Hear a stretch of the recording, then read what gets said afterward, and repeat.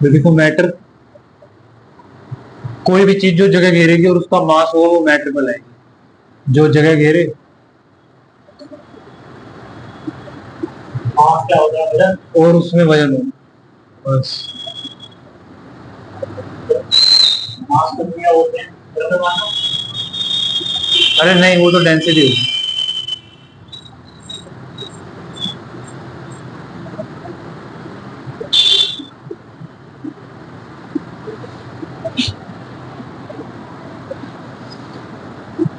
देखो भाई, मैटर होगा जो भी चीज देखिए, अब मैटर में क्या होगा, मैटर से बनेंगे एटम, कि भाई परमाणु। जैसे कोई भी चीज है उसके देखेंगे एटम कितने, एटम छोटे छोटे टुकड़े। फिर एटम के अंदर होगा मॉलिक्यूल, मॉलिक्यूल से छोटा कुछ नहीं होता, अणु, इससे छोटा कुछ नहीं। ठीक है, मैटर क्या चीज होगी जिसके अंदर एटम्स होंगे, और एटम्स के अंदर होंगे मॉलिक्यूल, सबसे छोटा यही है, इससे ज्यादा कुछ नहीं, अणु से छोटा कुछ नहीं। ठीक है, तुमसे ऐसे ऑर्डर में लगाने के लिए बोल देगा तो सबसे छोटा ये, फिर ये, फिर ये। ठीक है, अब इसे भाई स्टेट्स ऑफ मैटर कि मतलब ये किस किस अवस्था में मिलेंगे, पदार्थ की अवस्था इसको कह सकते हैं। अब ये भी दो टाइप से क्वेश्चन आएगा। एक तो पदार्थ की अवस्था आती है भाई नॉर्मल, मूल अवस्था पूछेगा फंडामेंटल।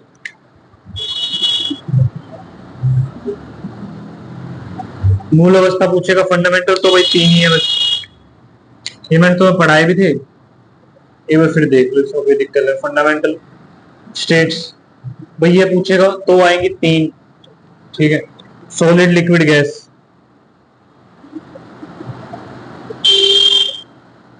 Solid, liquid, gas. ठीक है, और वैसे पूछेगा भाई कुल अवस्थाएं, जहां पे टोटल वर्ड लगा दिया इसने, तो पांच।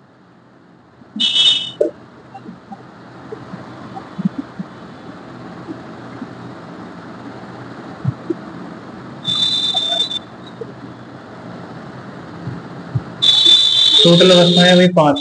ठीक है, पांच में तीन तो यही है, सॉलिड, लिक्विड, गैस। ठीक है, चौथी जो आएगी वो हो जाएगी प्लाज्मा, ये ब्लड वाला नहीं है, प्लाज्मा। पांचवी जो आएगी वो आएगी बीईसी।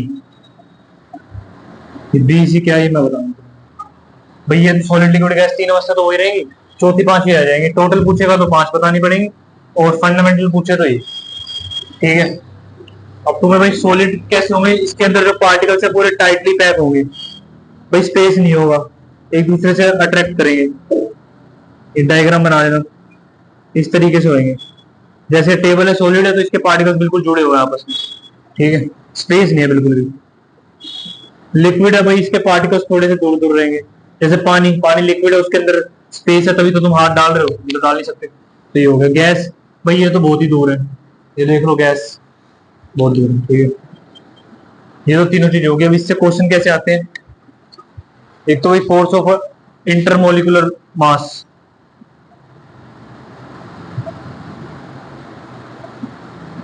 फोर्स भाई ये क्या होगा,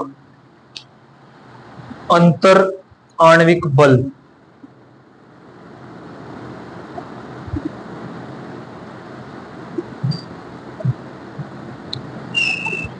भाई फोर्स ऑफ अट्रैक्शन की, एक दूसरे से अट्रैक्ट क्या करते हैं, तो सबसे ज्यादा सॉलिड में होती है, इसको फोर्स ऑफ अट्रैक्शन भी कहते हैं।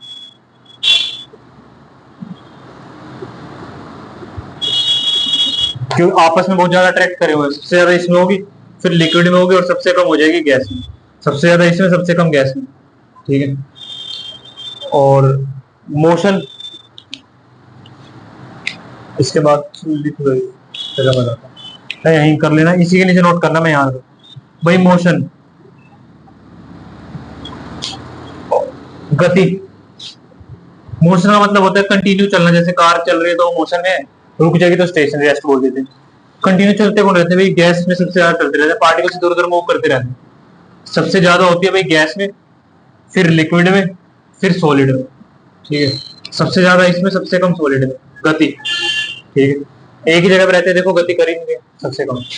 और लास्ट चीज आती है भाई कंप्रेशन। कंप्रेशन संपीड़न मतलब दबाना, कंप्रेस करना।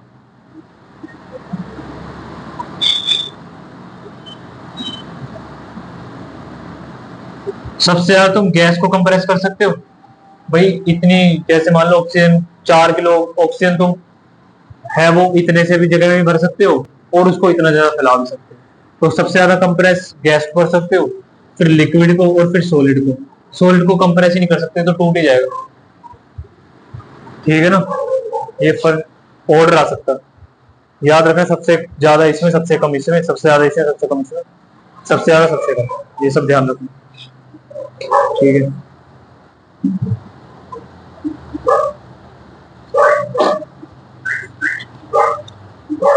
इन 3 स्टेट में इतना ही है और कुछ नहीं है।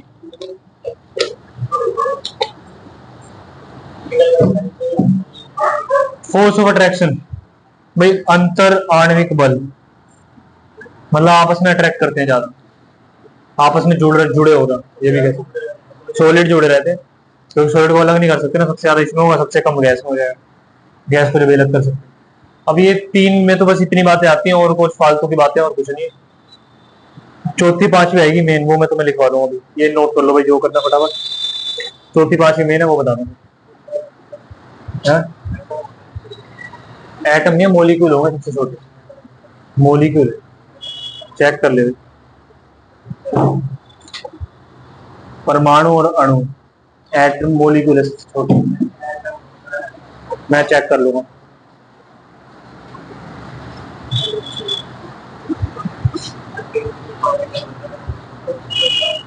मोलिक्यूल से चेक कर ले, देखा एटम से जनरली कंसिडरेशन।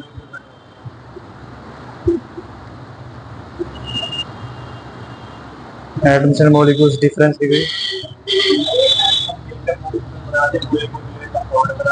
चेक तो रुक जाएगा।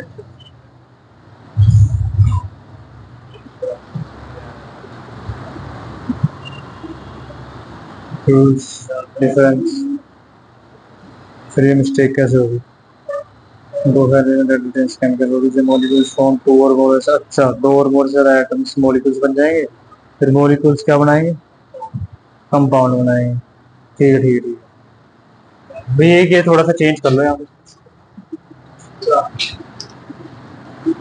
सबसे छोटा एटम होगा, सबसे छोटा एटम है, हाँ सबसे छोटा एटम है, फिर इसके बाद मॉलिक्यूल है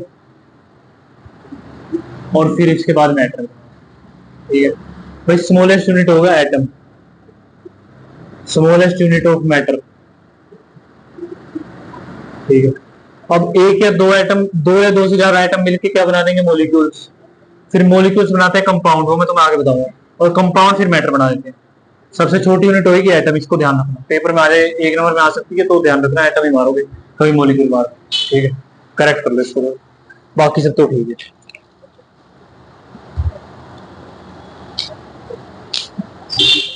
इसका प्लाज्मा बताना भाई, प्लाज्मा और 5th स्टेट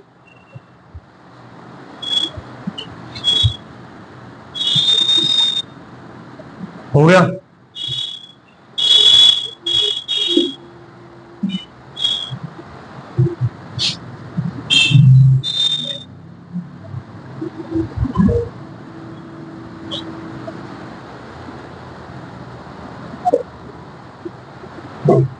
फोर्थ आएगी भाई प्लाज्मा,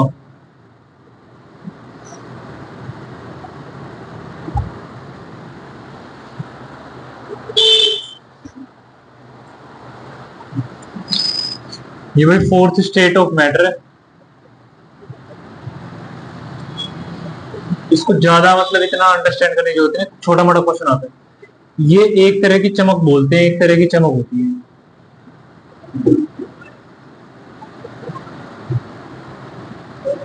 चमक। जो साइंटिस्ट भाई ये कंसीडर करते हैं कि जैसे ट्यूबलाइट चल रही है इस टाइम, तो ये जो इसकी चमक आ रही है ये एक नई फॉर्म है मैटर की, ना ये गैस है, ना ये लिक्विड है, ना ये भाई सॉलिड है, ये एक तरह की नई ही फॉर्म है, ठीक है।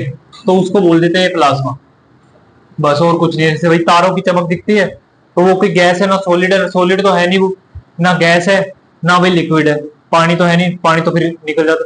तो भाई ये एक नई तरह की ये कंसीडर करते हैं, इसको प्लाज्मा बोल देते हैं। इसके एग्जाम्पल याद रखना बस तुम, और कुछ याद नहीं रखना तुम्हें। और इसमें एनर्जी बहुत ज्यादा होती है भाई, एनर्जी बहुत ज्यादा होती है इसके अंदर।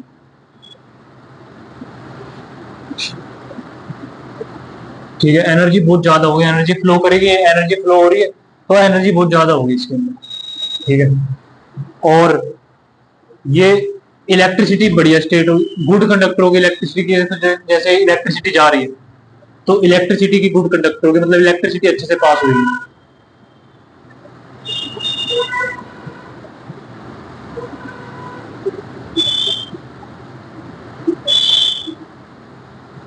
एग्जाम्पल हम इनकी जगह रखना, एक तो स्टार, सन, नियोन, बल्ब, फिलामेंट, भाई जो बल्ब जलता है वो भी, और एक आएगा इसके अंदर ट्यूबलाइट,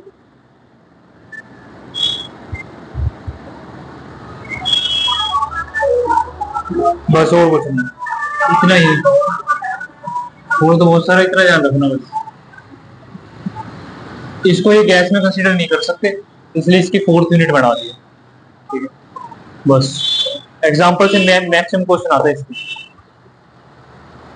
और लास्ट है भाई बीईसी, लास्ट स्टेट आएगी बीईसी। ठीक है, फुल फॉर्म होगी इसकी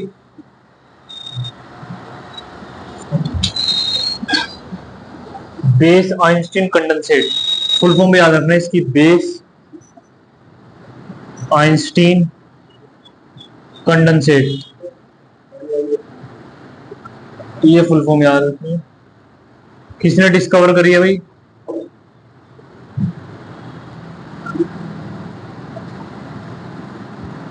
खोज करी है भाई सत्येंद्र नाथ बोस,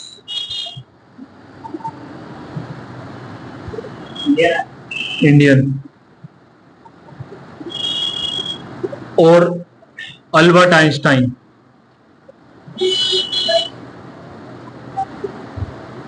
नाइनटीन ट्वेंटीज में करी है इसकी, 1920। अब 4 ऑप्शन है, जो तुम्हें 1920 वाला मिले उसको मार देना, जैसे 21 से लेके 1929 तक जो सा मिले उसी को टिक मार देना, एक ही मिलेगा।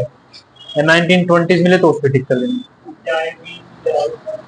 क्या बीसी एक अलग फॉर्म है मैटर के, बताता तुम्हें क्या भाई। ये कहते हैं इन दोनों साइंटिस्ट ने ऐसा खोजा कि जब टेम्परेचर जो है, टेम्परेचर टेम्परेचर का मैंने तो टेम्परेचर के समझने से पहले टेम्परेचर का मैंने बताया था, सेल्सियस और केल्विन में एक रिलेशन होता है। जैसे दोनों जो है वो टेम्परेचर नापते हैं, इसमें भी है इसमें भी है, दोनों चीजें नापते हैं जैसे डिस्टेंस। अब जो 0 डिग्री, इसका तो स्केल स्टार्ट होता है भाई 0 डिग्री से, और इसका 273 पॉइंट कितना था, 73, 273.16 इसको यहां भी चेंज करो, 273.16 से ही स्टार्ट होता है इसके केल्विन का एग्जैक्ट। और नॉर्मल कंसीडर करके चलते हैं हम 273, नॉर्मल कंसीडर करते हैं 273। ठीक है, लेकिन भाई ये 0 से स्टार्ट होता है, 273.16 से स्टार्ट होता है। चेंज तो मैंने बताया था, सेल्सियस से अगर केल्विन में जाना है तो प्लस कर देना 273। ठीक है, और इससे इसमें जाना हो तो माइनस कर देना, केल्विन से अगर तुम्हें सेल्सियस में आना तो माइनस 273 कर देना। एग्जैक्ट पूछे तो भाई 0.16 लगा देना पीछे। ठीक है ना, 1920, 1920, एग्जैक्ट ईयर नहीं पता, ये तुम्हें बताया था भाई मैंने। चेंज एक लिख लेना भाई, जैसे मान लो 0 डिग्री सेल्सियस किसके बराबर था, 273.16 डिग्री केल्विन, तो 37 डिग्री सेल्सियस किसके बराबर होगा, 273 प्लस में तुम कर दो 30 या 37 प्लस में 273। जब भी तुम्हें सेल्सियस से अगर केल्विन में जाना तो प्लस होएगा, 714, 5, 1 कैरी, 3, 2, 1, 3, 350, नहीं 7, 3, 10, 0, 1 कैरी, 7, 10, 11, 310 डिग्री केल्विन। ठीक है, एग्जाम्पल भी एक दे दिया, लिख लो। अब मान लो केल्विन से और उसमें आना है, मान लो 473 डिग्री केल्विन है, इसको तुम सेल्सियस में चेंज करोगे तो भाई माइनस करने 273, तीन में तीन जो 7 जो 4 में से 2 गया 200 डिग्री सेल्सियस। ठीक है, ये दो एग्जाम्पल लिख देने यहाँ से, बस माइनस प्लस का चक्कर और कुछ नहीं। एग्जैक्ट पूछे तो पॉइंट 16 लगा लेना, और पूछता ही एग्जैक्ट इसलिए। ठीक है, अब ये जो फिफ्थ स्टेट का मैटर है, इसमें टेम्परेचर का बड़ा रोल है। इन दोनों ने भाई 0 डिग्री केल्विन, 0 डिग्री केल्विन पे जो स्टेट ऑफ मैटर है वो एक अलग ही रूप ले लेगी, ना वो गैस रहेगी ना सॉलिड रहेगी, अलग ही हिसाब को मान लो चिपचिपा पदार्थ बन जाएगा, अलग ही रूप ले लेगी।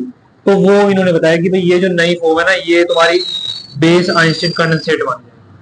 और ये 0 डिग्री केल्विन कितना टेम्परेचर है, काफी ठंडा, -273.16 -273.16 डिग्री सेल्सियस।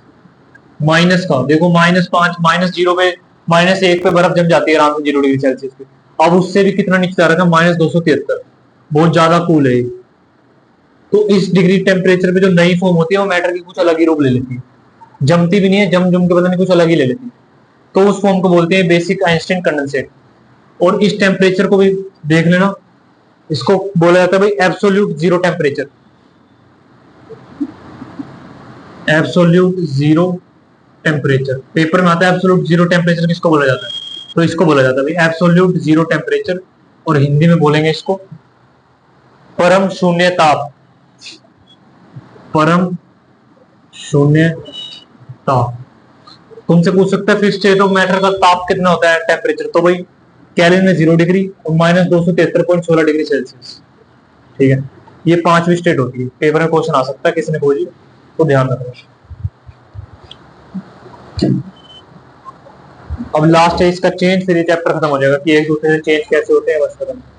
एक टेबल बना लो, बस खत्म। ये मैंने बता दिया था, एक बार फिर से बताता हूँ, फिर खत्म। ठीक है,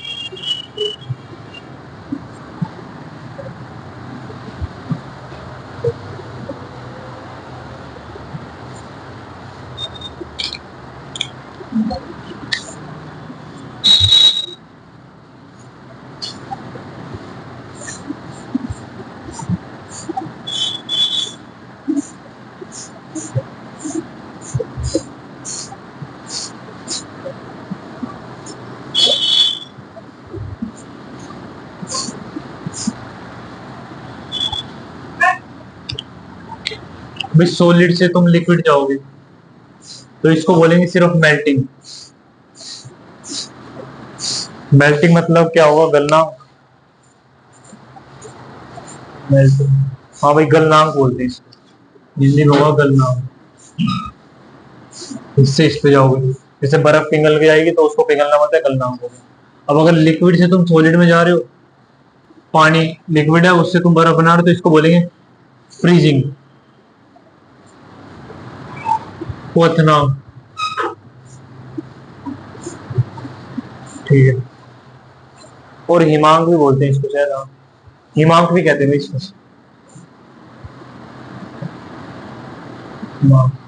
ठीक है, और भाई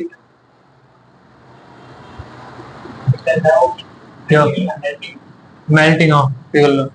अब भाई लिक्विड से तुम गैस में जाओगे, इसको बोलते हैं वाष्पीकरण,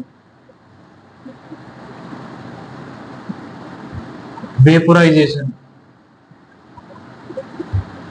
इवेपोरेशन भी कह सकते हैं इसको, कोई दिक्कत नहीं है। और गैस से तुम लिक्विड में जा रहे हो, गैस से लिक्विड देख लेना भाई, गैस से किसको बोलते हैं कंडेंसेशन।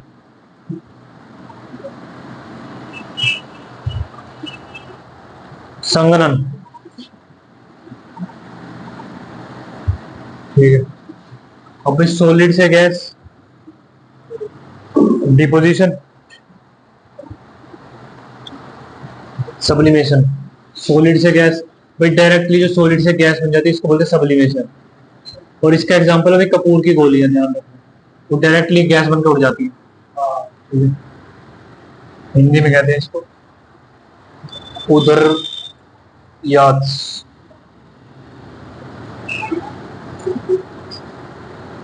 उधर भी आज कैसे हैं, एक बार चेक करने जाओ उधर ही इंजन। और इसको बोलेंगे डीपी डिपोजिशन। अब सॉलिड गैस से सीधा सॉलिड बन गया भाई, ड्राई आइस। सूखी बर्फ जो होती है वो डायरेक्टली गैस से सॉलिड बनती है, इसको बोलते हैं डिपोजिशन, विक्षेपण। ठीक है, अब भाई वाटर का देख लो, वाटर के पेपर में आते हैं लास्ट इससे जो क्वेश्चन आता है भाई वो वाटर, पानी, पानी का गलना,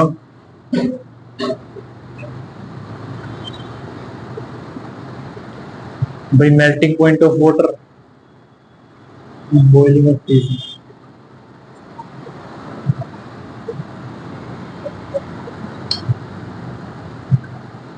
और फ्रीजिंग पॉइंट।